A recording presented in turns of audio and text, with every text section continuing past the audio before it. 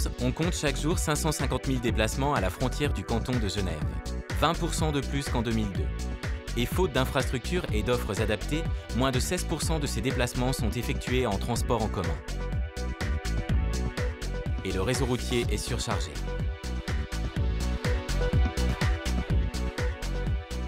Le projet Cornavin-Eaux-Vives-Annemasse, appelé CEVA, est le trait d'union ferroviaire jusqu'alors manquant qui va relier les réseaux suisses et français à horizon 2017. En créant cette liaison transfrontalière nouvelle de 16 km, ce sont 230 km de lignes et 40 gares qui sont mises en connexion dans un rayon de 60 km autour de Genève, soit un territoire de près d'1 million d'habitants. L'accès à Genève est facilité. La Haute-Savoie est mieux desservie. L'effet frontière se gomme et le territoire se connecte à l'échelle européenne. Rejoindre le lac Léman depuis le Chablais, par exemple, se fait désormais à bord d'un seul et même train. CEVA crée donc une alternative crédible à la route, tout en diminuant les temps de parcours. 20 minutes de train entre Genève-Cornavin et Annemasse, contre des temps de trajet aujourd'hui routiers plus aléatoires.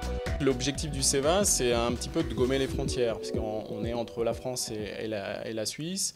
L'offre de transport permet en fait de créer une dynamique supplémentaire entre la Suisse et la France, d'offrir un transport des voyageurs environ à 6 trains par heure et par sens en heure de pointe entre Genève et Annemasse dans un premier temps, et ensuite d'augmenter l'offre de transport entre Annemasse et les autres lignes en direction d'Évian et de La Roche pour irriguer toute la Haute-Savoie.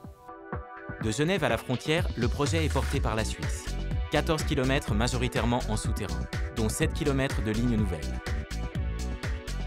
Une double voie qui permet aux trains de circuler dans les deux sens et de se croiser. 5 nouvelles stations sont construites, dont 4 souterraines.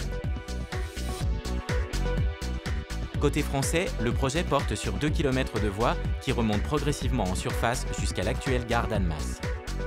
La mise en tranchée partielle de ces 2 km de voies en limite l'impact visuel et sonore. Elle laisse place à une voie verte qui permet la suppression de 3 passages à niveau.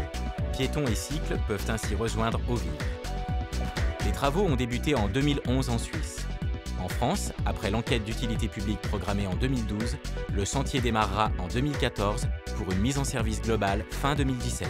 La totalité du projet CEVA a été déclarée d'utilité publique.